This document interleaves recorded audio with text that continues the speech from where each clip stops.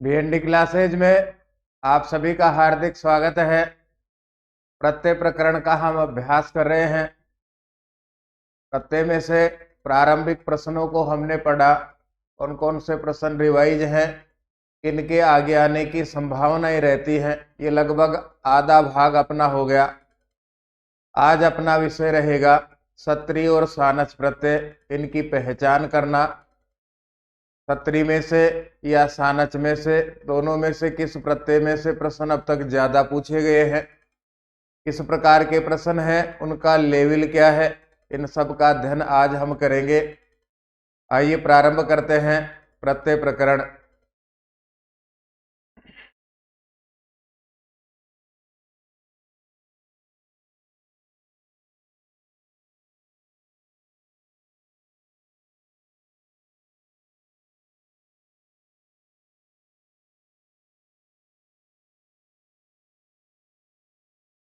लट लकारार्थे कवौ प्रत्ययौ, ये 2016 में पूछा गया प्रश्न है।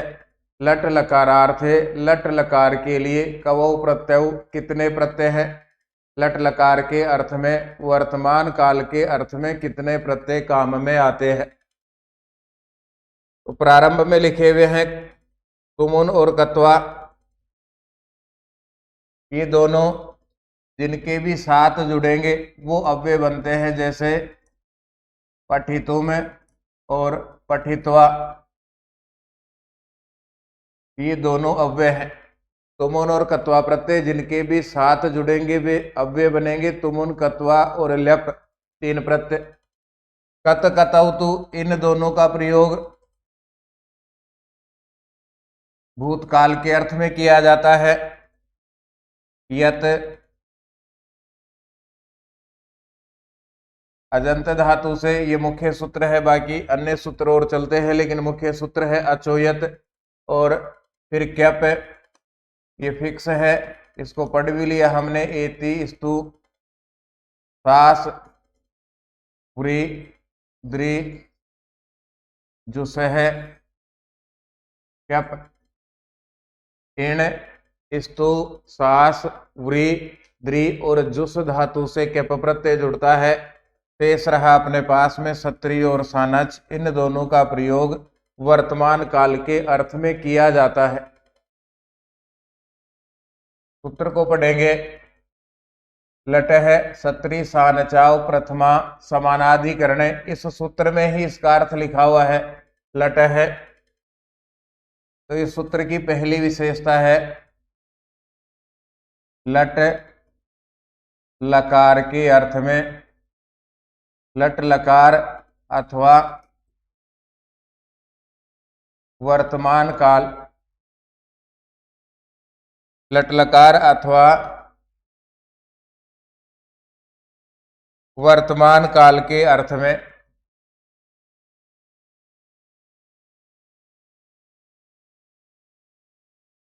जैसे गच्छन, जाते हुए, लिखन, लिखते हुए, पठन, पढ़ते हुए, इस प्रकार वर्तमान काल के अर्थ में प्रयोग किया जाता है। किनका? तो दो सूत्र, दो प्रत्यय यहां पर लिखे हुए हैं। लट है सत्री सानच, तो सत्री और सानच प्रत्यय का, ये दो मुख्य विशेषताएं इस सूत्र की। लट लकार अथवा वर्तमान काल के अर्थ में प्रयोग किया जाता है। किनका प्रयोग किया जाता है? सत्री और सानच प्रत्यय का। दोनों में अंतर भी देखिए।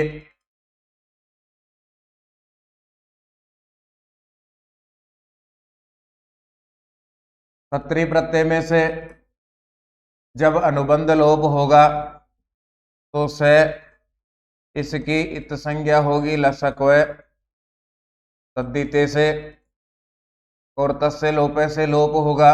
तय में री की मात्रा है, री स्वर है, इसलिए यहाँ इसकी उपदेश इत संज्ञा होगी उपदेशेज नुनासिक इत से, और तस्य लोपे से लोप होगा। इन दो व्यंजनों की, व्यंजन और स्वर वर्णों की जब इत संज्ञा होगी तो सत्री प्रत्यय का अत भाग धातु से जुड़ता है। सत्री प्रत्यय का अतभाग धातु से जुड़ता है। जैसे उदाहरण हम देखेंगे, गम धातु सत्री प्रत्यय जुड़ा तो सबसे पहले इसका रूप बनता है गच्छत। इसी गच्छत शब्द के फिर रूप बनाए जाते हैं पुल्लिंग, स्त्रीलिंग और नपुंसकलिंग में। सत्री प्रत्यय सत्री का अतभाग धातु से जुड़ता है।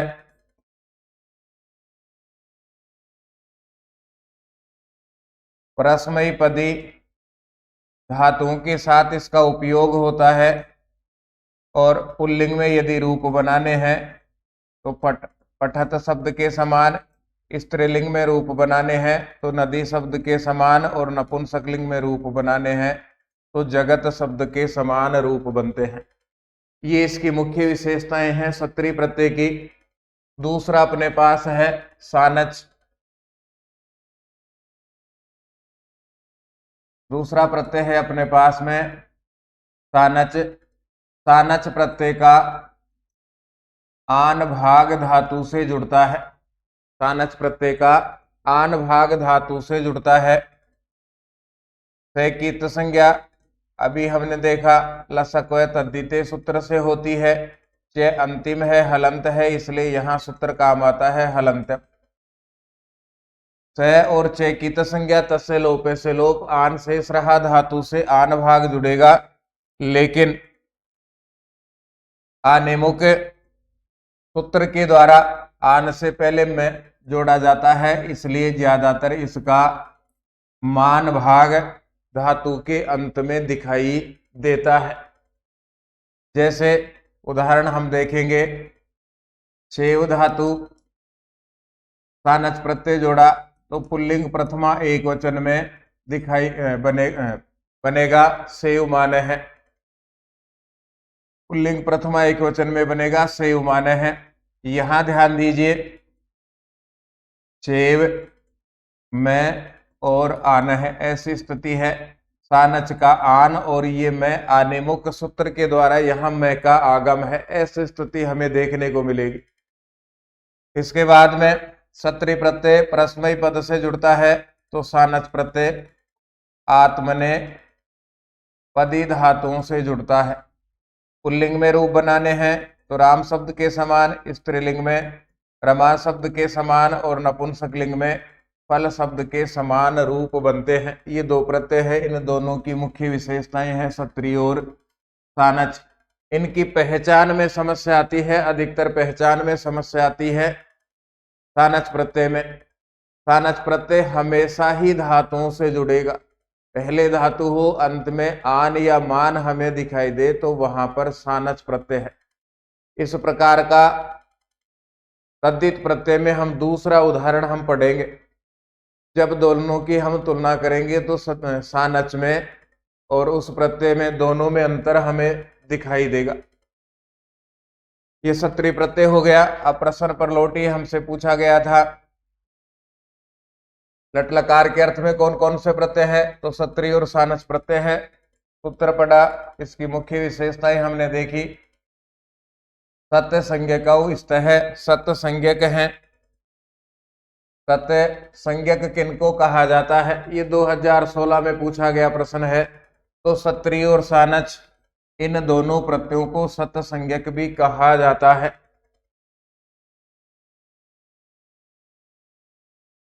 आगे चलते हैं।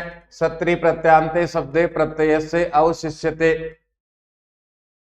सत्री प्रत्यय अंत वाले शब्दे शब्द में प्रत्यय से प्रत्यय का, सत्री प्रत्यय का अवशिष्यते शेष रहता है।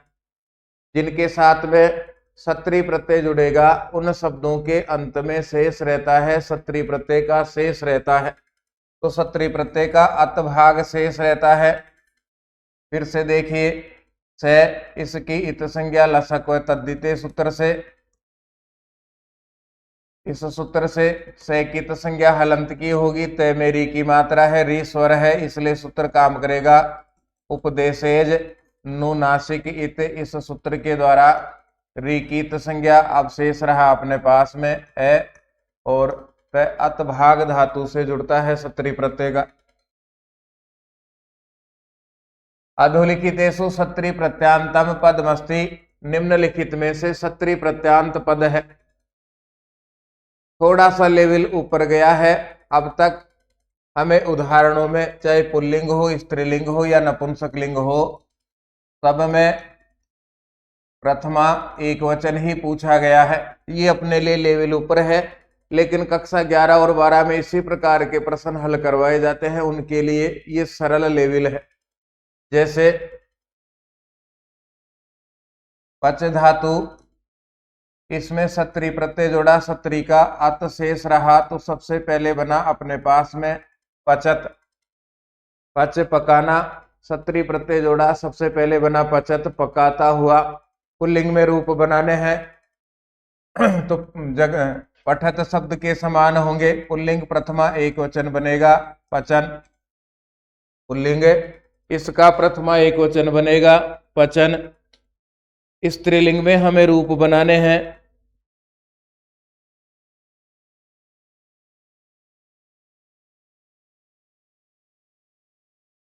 तो प्रथमा एक वचन में बनेगा पचंती, नदी शब्द के समान। और नपुंसकलिंग में रूप बनाने हैं तो जगत शब्द के समान बनेगा पचत।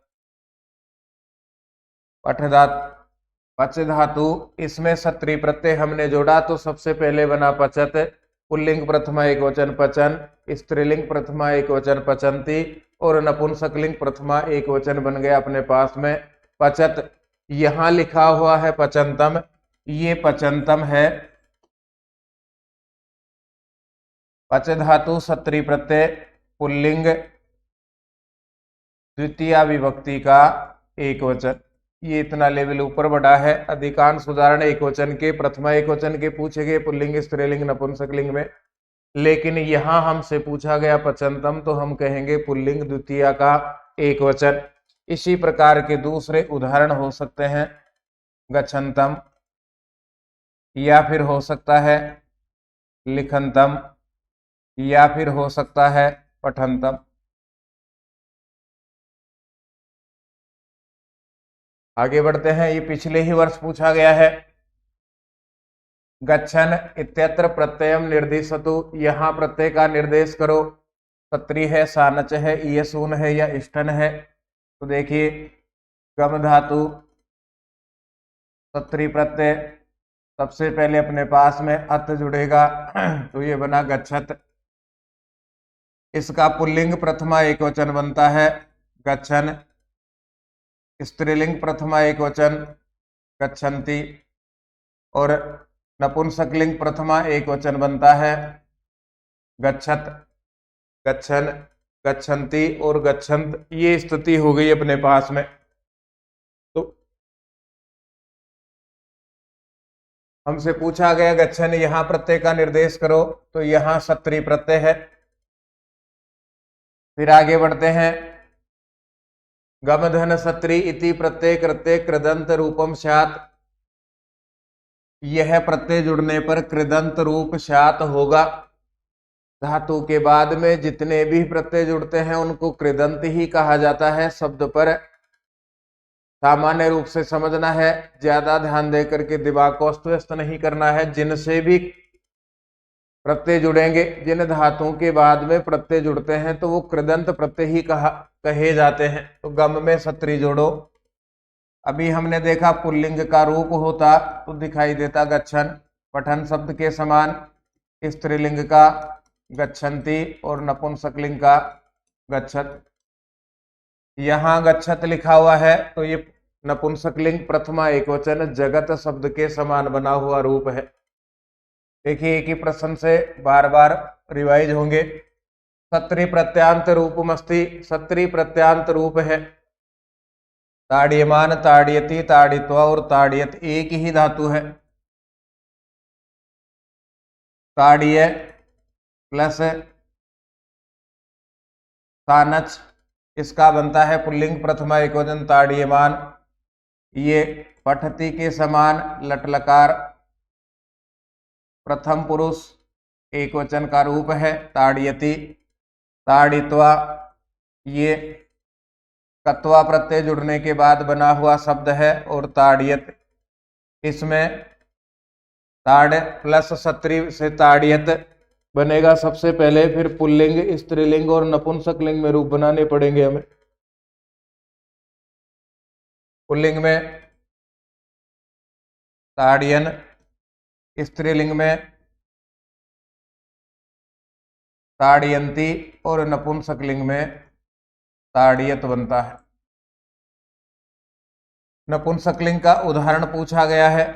अब फिर से लौटिए प्रश्नों को, पैटर्न पहचानिए। गम में सत्री गच्छत, नपुंसकलिंग का पूछा गया।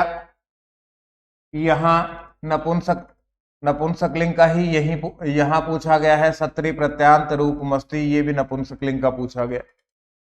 पीछे का पैटर्न देख करके फिर से प्रश्न बनाए गए। 2010 के पैटर्न के आधार पर प्रश्न पूछा गया 2013 में जाकर के।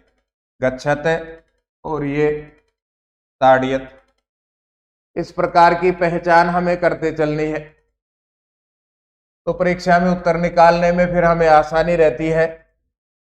पश्चात फिर से देखिए, में प्रत्यय है, 3rd ग्रेड 2013, जिला करौली। दृश्य धातु, इसमें भी मूल धातु है दृशीर, इसमें सत्री प्रत्यय जुड़ेगा तो सबसे पहले ये बनता है पश्चात। इसी के रूप बनेंगे पुल्लिंग में, स्त्रीलिंग में और नपुंसकलिंग में। पुल्लिंग में बनेगा पश्यन, स्त्रीलिंग में पश्यंती और नपुंसकलिंग में पश्यत। एक और बात यहाँ ध्यान देने के योग्य है, सबसे पहले जो रूप बनता है दृश्य में सत्री जोड़ा तो सबसे पहले बना पश्यत, और नपुंसकलिंग प्रथमा का एक वचन बनता है, वो दोनों आपस में समान रहते हैं। दृश्य धातु में सत्री प्रत्यय जोड़ा सबसे पहले बना अपने पास में पश्यत, ये पश्यत, और नपुंसकलिंग प्रथमा एक वचन का पश्यत, ये समान रहते हैं। हम कह सकते हैं प्रत्यय जोड़ने के बाद, सत्री प्रत्यय जोड़ने के बाद में जो पहली स्थिति होगी वो और नपुंसकलिंग प्रथमा का एक वचन दोनों ही समान रहते हैं।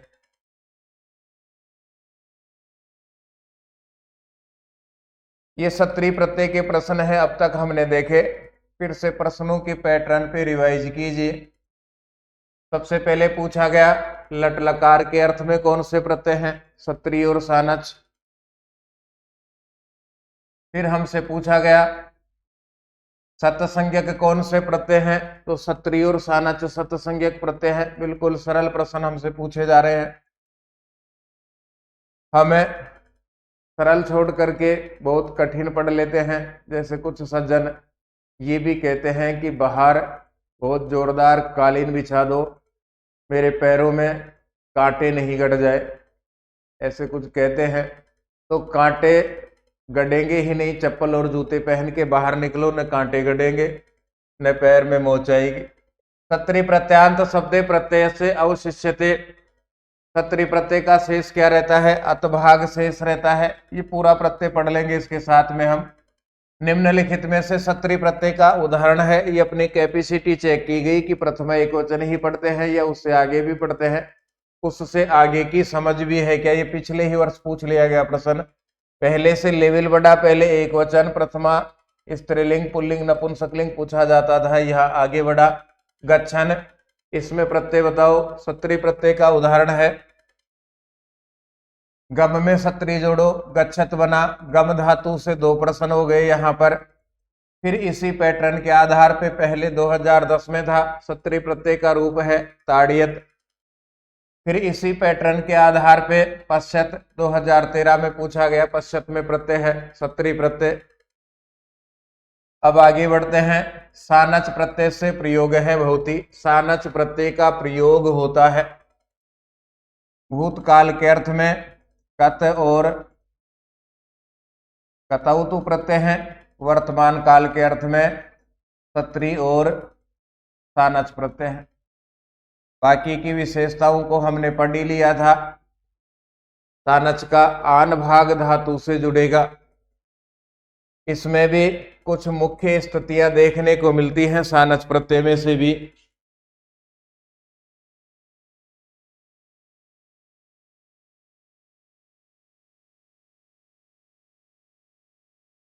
पहली स्थिति तो है जहां न का न ही रहता है, मुद में सानच जोड़ा, मोद माने है, मोद माना, नपुंसकलिंग में फल शब्द के समान मोदबानम। ये पहले प्रकार की स्थिति है। एक उदाहरण और लिख करके देखेंगे इसका। जन्मे सानच तो जायमान है,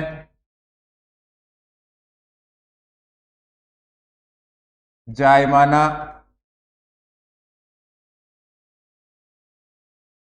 जायमानम।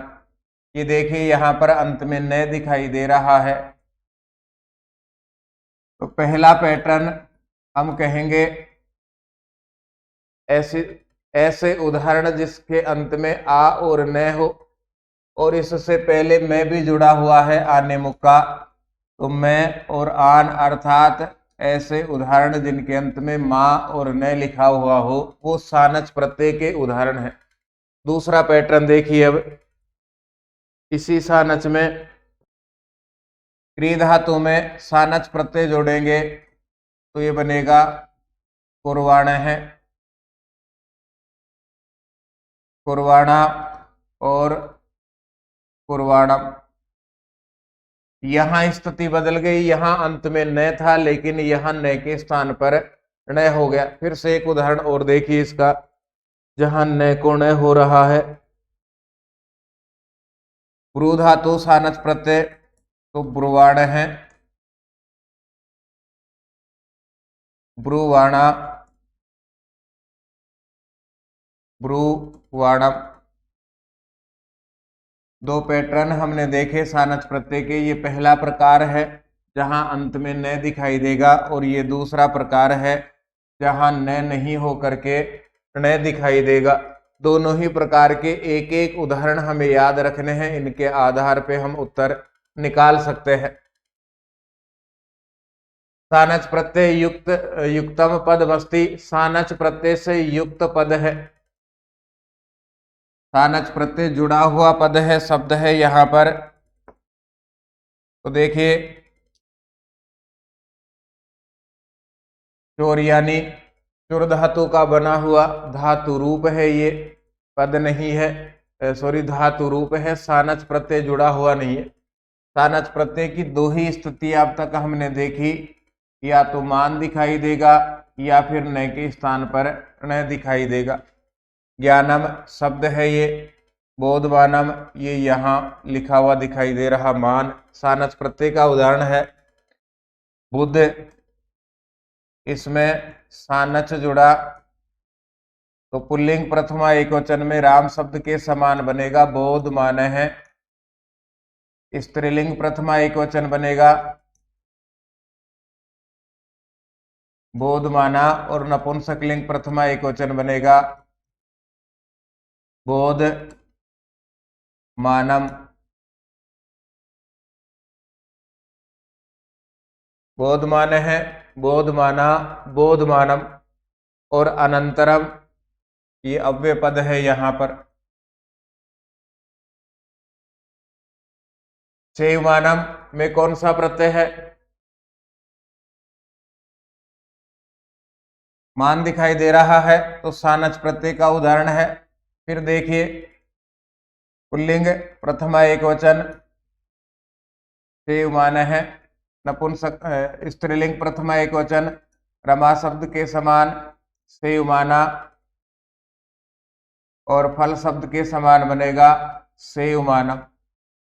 इससे भी आगे यदि बढ़ता है और हमसे पूछा जाए सेवमानम इसमें कौन सा लिंग है, तो ध्यान दीजिएगा ये नपुंसक लिंग प्रथमा एक वचन में भी बनता है फलम फले फलानी, और पुल्लिंग द्वितीया का एक वचन भी बनता है। राम है रामौ रामः, सेवमान है सेवमानो सेवमानः, रामम सेवमानम।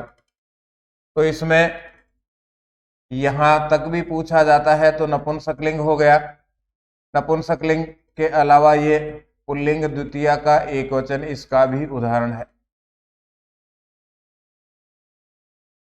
सानच प्रत्यय से अब तक 3 ही प्रश्न पूछे गए हैं और सबसे ज्यादा कंफ्यूजन भी इसी में चलता है, क्योंकि इसके समान दूसरा प्रत्यय बनता है मतुप।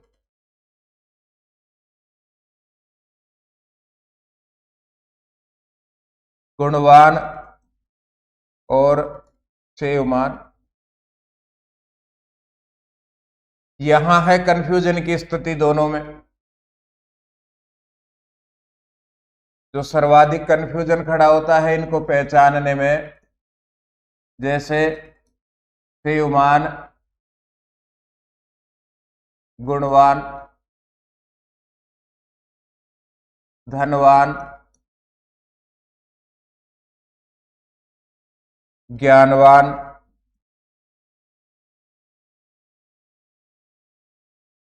पहला सेयमान, गुणवान।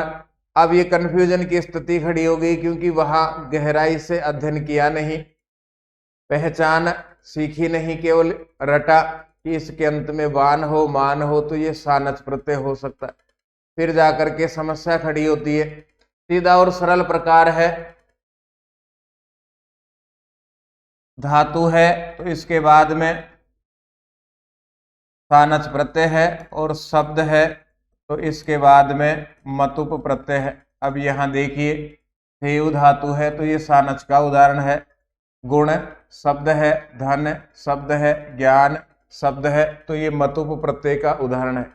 जिनके अंत में मान है वान है, यदि पहले धातु है तो सानच है, यदि पहले शब्द है तो मतुप प्रत्यय का उदाहरण है।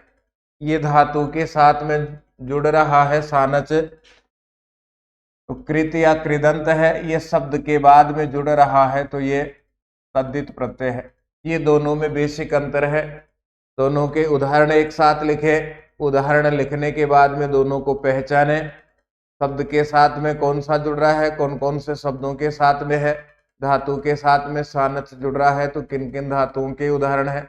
न और न कहाँ बदल रहा है, मात्रा छोटी है या बड़ी है, जैसे अभी बुरवाड़ा में दीर्घ मात्रा है ऊ की। इस प्रकार की समझ के साथ चले। एक टॉपिक जहां आप पढ़ रहे हो उसका पढ़े, एक इस बुक का पढ़े, तो लगभग सब प्रकार के कंफ्यूजन आपके दूर होंगे। सफलता भी पहली बार में भी मिल सकती है, ये कोई जरूरी नहीं है कि 5 साल ही लगे।